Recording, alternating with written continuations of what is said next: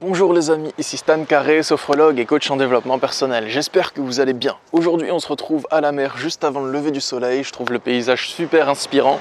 Et justement ça tombe bien parce qu'aujourd'hui je vais vous donner 5 citations inspirantes. 5 citations qui, lorsque je les ai entendues, m'ont permis de comprendre le monde d'une manière totalement différente et de secouer mes pensées. Et ces citations elles vont vous permettre vous aussi de comprendre le monde d'une manière différente et peut-être de vous provoquer des déclics. C'est parti les amis, on y va.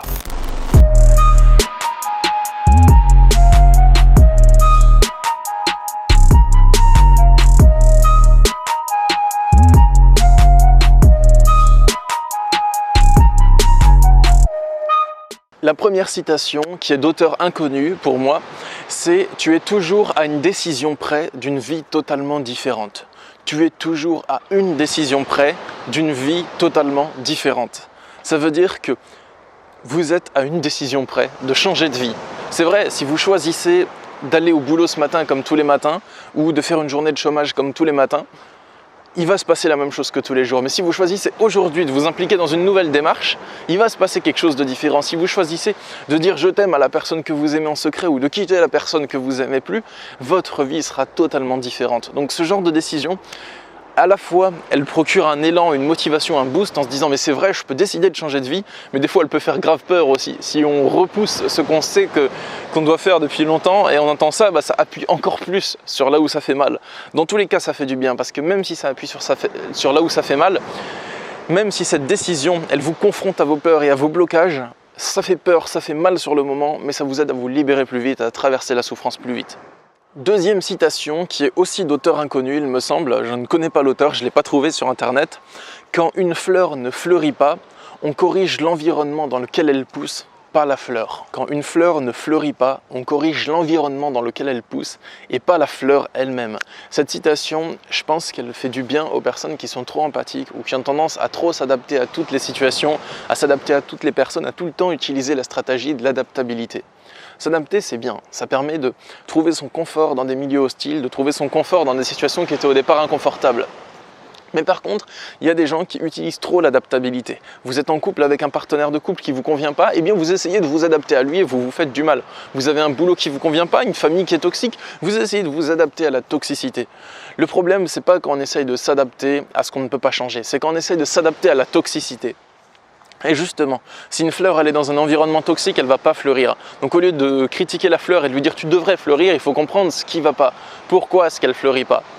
Donc moi c'est ce que je vous invite à faire en écoutant cette situation, c'est à vous dire peut-être que c'est pas moi qui ai un problème, peut-être que si je change juste d'environnement, je me sentirai mieux.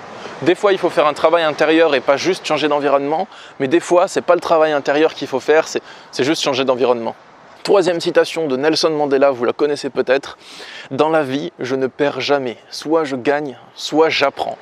Dans la vie, je ne perds jamais. Soit je gagne, soit j'apprends.